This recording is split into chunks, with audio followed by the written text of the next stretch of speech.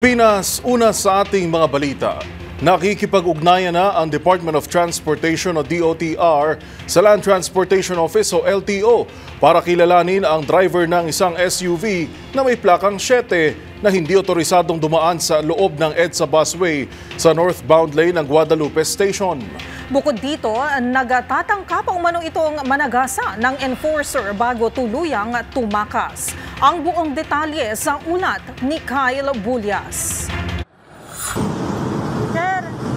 Sir, sakit lang po, sakit lang. Sakit lang, sir. Naabante mo sakit lang.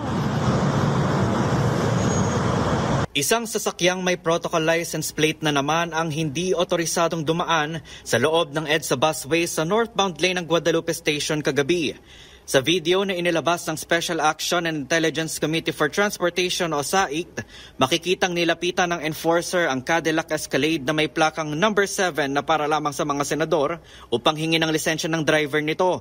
Pero imbis na sumunod sa otoridad, tinangkapan itong sagasaan ang babaeng enforcer na si Secretary at Sara Barnaquea bago ito umatras at tuluyang tumakas.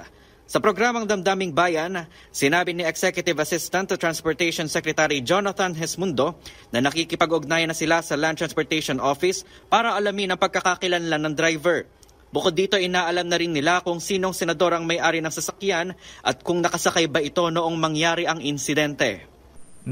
Matatrace natin yung plaka at saka yung model ng sasakyan para matrace ng LTO. Nagkakapag-ugnayan kami ngayon. Kasalukuyang kausap namin ng LTO. Kung malalaman namin mabibigyan niya ng show cause order.